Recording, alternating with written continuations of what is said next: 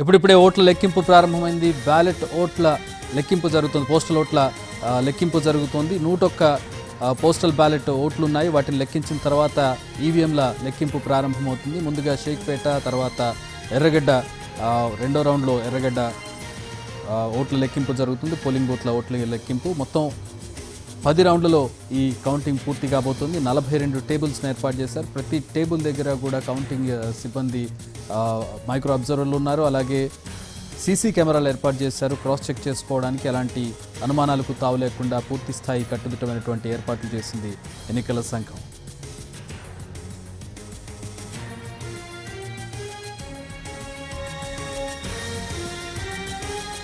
కాంగ్రెస్ నుంచి నవీన్ యాదవ్ పోటీ చేశారు. బీఆర్ఎస్ నుంచి మాగంటి సునీత, అలాగే బీజేపీ నుంచి దీపక్ పోటీ చేశారు. సో ముగ్గురు భవితవ్యం నేడు తేలబోతోంది. Congress, BRS, BJP.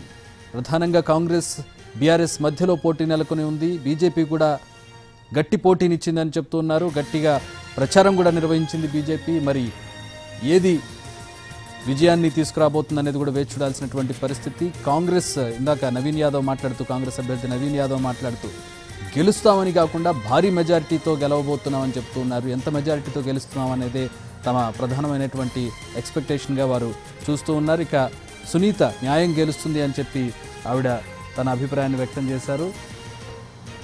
ప్రస్తుతం కౌంటింగ్ కేంద్రం దగ్గర అభ్యర్థులు ఒకసారి వెళ్ళి పర్యవేక్షించుకుని వచ్చారు. ఇక అభ్యర్థులకు సంబంధించినటువంటి అనుచరులు వారంతా కూడా బయట వెయిట్ చేస్తున్నారు ఆసక్తిగా. 2 తెలుగు రాష్ట్రాలు కూడా జూబ్లీ హిల్స్ వైపు చూస్తూ ఉన్నాయి.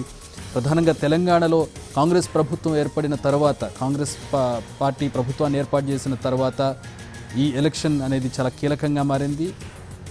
తమ పాలన, సంక్షేమం ప్రజల్లో సంతృప్తిని తీసుకొచ్చింది. సంతృప్తిగా ఉన్నారు అనే ఒక మెసేజ్ను ఇవ్వడానికి, అలాగే త్వరలో రాబోయే స్థానిక సంస్థల ఎన్నికల్లో ఈ విజయాన్ని చూపిస్తూ ముందుకు వెళ్లే దిశగా ఆ స్థానిక సంస్థల ఎన్నికల్లో కూడా దీని ద్వారా ఇన్ఫ్లుయెన్స్ పొందే విధంగా కాంగ్రెస్ పార్టీ ఎక్స్పెక్టేషన్స్లో ఉంది. తద్వారా కాంగ్రెస్కి ఇది చాలా కీలకమైనటువంటి గెలుపుగా ఉంది. ఇక బీఆర్ఎస్, కాంగ్రెస్ పాలన సరిగ్గా లేదు, ప్రజల్లో అసంతృప్తి ఉంది అని ఈ ఓటమి ద్వారా, కాంగ్రెస్ను ఓడించడం ద్వారా ప్రజల్లో ఉన్నటువంటి అసంతృప్తిని బయటకు తీసుకురావాలని బీఆర్ఎస్ భావిస్తుంది. కాంగ్రెస్ పార్టీ ప్రభుత్వానికి ఇది ఒక చురుకగా ఈ ఓటమిని చూపించాలని బీఆర్ఎస్ పార్టీ కూడా చాలా కీలకంగా భావించింది. ఇక డబుల్ ఇంజిన్ సర్కార్, కేంద్రంలో బీజేపీ ఉంది, రాష్ట్రంలో కూడా బీజేపీ రావాల్సిన అవసరం ఉంది, అది ప్రజల్లో కూడా ఉంది అని బీజేపీ తన గెలుపు ద్వారా చాటాలని చెప్పి భావించింది. సో 3 పార్టీలకి ఈ గెలుపు అనేది చాలా కీలకం కాబోతుంది. గెలుపోటములు ఆయా పార్టీల మీద తీవ్ర ప్రభావం చూపించే అవకాశం ఉండడంతో జూబ్లీ హిల్స్ ఉప ఎన్నిక అనేది చాలా ప్రెస్టీజియస్ ఇష్యూగా, అలాగే పొలిటికల్గా కూడా ఇన్ఫ్లుయెన్స్ చేసే ఇష్యూగా కనబడుతున్నటువంటి పరిస్థితుల్లో ఆసక్తి నెలకొని ఉంది. మాగంటి గోపీనాథ్ మరణం తర్వాత వచ్చినటువంటి బైపోల్ ప్రస్తుతం బీఆర్ఎస్ సిట్టింగ్ స్థానంలో ఉండింది. మాగంటి గోపీనాథ్ మరణం తర్వాత ఆయన భార్య సునీతకు టికెట్ ఇచ్చారు. సునీత పోటీ చేశారు. నవీన్ యాదవ్ కాంగ్రెస్ తరపు నుంచి పోటీ చేశారు. లంకల దీపక్ రెడ్డి బీజేపీ నుంచి పోటీ చేశారు. సో ఎవరు గెలవబోతున్నారనేది మరికొద్దిసేపట్లో క్లారిటీ రాబోతోంది.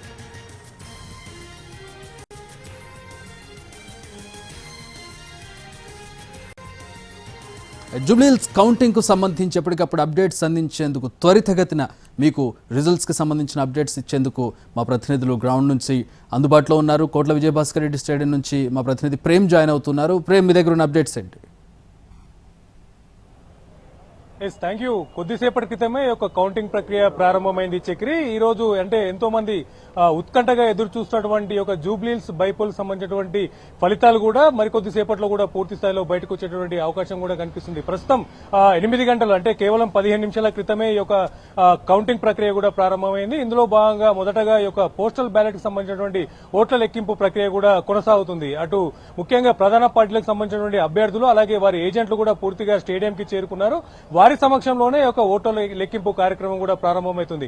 మొత్తంగా అటు 109 పోస్టల్ బ్యాలెట్లకు అప్లై చేసుకోక అందులో 101 పోస్టల్ బ్యాలెట్ ఓట్లు కూడా నమోదయ్యాయి. మొదటగా ఈ యొక్క 101 పోస్టల్ బ్యాలెట్ సంబంధించినటువంటి ఓట్లను కూడా ప్రస్తుతం లెక్కింపు ప్రక్రియ కూడా ప్రారంభమైంది. అటు జిల్లా ఎన్నికల అధికారి ఆర్వి కర్ణన్, అలాగే ఆర్ఓ సాయిరాం ఆధ్వర్యంలో కూడా ఈ యొక్క కౌంటింగ్ ప్రక్రియ కూడా కొనసాగుతుంది. ఈ యొక్క కౌంటింగ్ చేయడానికి ఈ యొక్క కౌంటింగ్ హాల్లో మొత్తం 10 రౌండ్లకు గాను అటు 42 టేబుల్లను కూడా ఏర్పాటు చేయడం జరిగింది. ఈ యొక్క 42 టేబుల్లో భాగంగా కూడా ఈ యొక్క కౌంటింగ్ ప్రక్రియ కూడా ప్రారంభమైంది. అటు పోస్టల్ బ్యాలెట్ కి సంబంధించినటువంటి ఓట్ల లెక్కింపు కార్యక్రమం అటు కేవలం 101 ఓట్లు మాత్రమే పోలిన నేపథ్యంలో అతి తొందరలోనే మరో 5 నుంచి 10 నిమిషాల్లో కూడా ఈ యొక్క పోస్టల్ బ్యాలెట్ కి సంబంధించినటువంటి ఓట్ల లెక్కింపు ప్రక్రియ కూడా పూర్తి కాబోతుంది. ఆ తర్వాత అటు ఈవీఎంలు 407 పోలింగ్ బూత్లకు సంబంధించినటువంటి ఈవీఎం మిషన్లను కూడా ఇప్పుడు అటు టేబుల్స్ పైన కూడా తీసుకొచ్చేందుకు అటు సిబ్బంది కూడా అంతా ఏర్పాటు చేశారు. ఒక్కో టేబుల్ పైన కూడా 3 సిబ్బంది యొక్క ఈవీఎం సంబంధించినటువంటి ఓట్ల లెక్కింపు ప్రక్రియలో కూడా పాల్గొంటారు. అంతేకాకుండా ఈ యొక్క ఓట్ల లెక్కింపులో భాగంగా కూడా అటు ట్రాన్స్పరెంట్ గా ఉండేందుకు ఎలాంటి ఇబ్బందులు తలెత్తకుండా అలాగే గతంలో మాదిరిగా కూడా ఈ యొక్క లెక్కింపు ప్రక్రియలో జరిగినటువంటి అనేక ఆరోపణల నేపథ్యంలో కూడా ఈసారి కొత్తగా సీసీ కెమెరాల నిఘా కూడా ఏర్పాటు చేయడం జరిగింది. ప్రతి ఒక్క టేబుల్ ని పూర్తిగా సీసీ కెమెరాల ఆధ్వర్యంలోనే ఒక లెక్కింపు కార్యక్రమం కూడా కొనసాగుతుంది. అటు ఈవీఎంలకు సంబంధించినటువంటి కంట్రోల్ యూనిట్ మిషన్ నుంచి కూడా ఈ యొక్క పూర్తిగా పోలైనటువంటి ఓట్లను అటు మొదటగా 1 నుంచి 42 బూత్ల వరకు కూడా ఈ యొక్క లెక్క ఏది పోలింగ్ లెక్కను కూడా లెక్క పెట్టబోతున్నారు. అలాగే ఒక 42 టేబుల్లో ఒకేసారి పూర్తయిన తర్వాత అంటే సుమారుగా అది కూడా హాఫ్ అన్ అవర్ లో అంటే సుమారు 30 నిమిషాల్లో కూడా ఒక్కొక్క రౌండ్ కూడా పూర్తయ్యేటటువంటి అవకాశం కూడా కనిపిస్తుంది. ఈ యొక్క పోస్టల్ బ్యాలెట్ కి సంబంధించినటువంటి ఈ లెక్కింపు ప్రకటించిన తర్వాత కొద్దిసేపటికి మరో అర్ధ గంటలోనే ఈ యొక్క ఈవీఎంలకు సంబంధించినటువంటి మొదటి రౌండ్ రిజల్ట్ కూడా వచ్చేటువంటి అవకాశం కూడా కనిపిస్తుంది. అటు ముఖ్యంగా ఏదైతే 2 తెలుగు రాష్ట్రాల ప్రజలు కూడా ఎంతో ఉత్కంఠగా ఎదురు చూస్తున్నటువంటి ఈ యొక్క ఉప ఎన్నికకు సంబంధించినటువంటి రిజల్ట్ కూడా నెమ్మదిగా వచ్చేటటువంటి అవకాశం కూడా కనిపిస్తుంది. అలాగే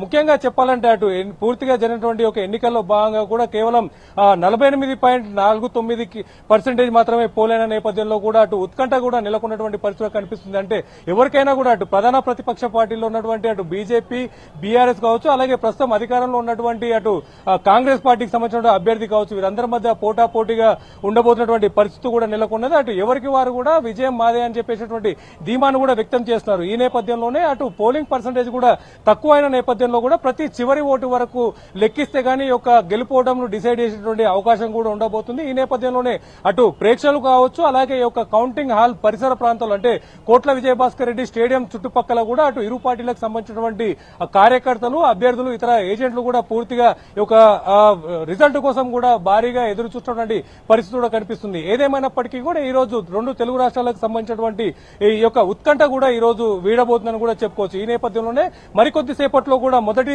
రౌండ్ ఫలితాలను కూడా విడుదల చేసే అవకాశం కూడా ఉండబోతుంది. Chakri alright, thanks for the updates Prem. Postal బ్యాలెట్ల లెక్కింపు పూర్తయినట్టుగా తెలుస్తుంది. 101 పోస్టల్ బ్యాలెట్లు వచ్చాయి. 101 పోస్టల్ బ్యాలెట్ల లెక్కింపు పూర్తయింది. ఈవీఎంల లెక్కింపు ఉండబోతోంది మరికొద్ది సేపట్లో ప్రారంభమైంది. ప్రస్తుతం ఈవీఎంల ఓట్ల లెక్కింపు ప్రారంభమైనటువంటి బ్రేకింగ్ చూస్తున్నాం. పోస్టల్ బ్యాలెట్ 101 పోస్టల్ బ్యాలెట్లు ఉన్నాయి. పోస్టల్ బ్యాలెట్లో కాంగ్రెస్ పార్టీకి ఆధిక్యం కనబడుతోంది. బీఆర్ఎస్ అలాగే బీజేపీ వెనుకంజలో ఉన్నాయి పోస్టల్ బ్యాలెట్ల రిజల్ట్లో.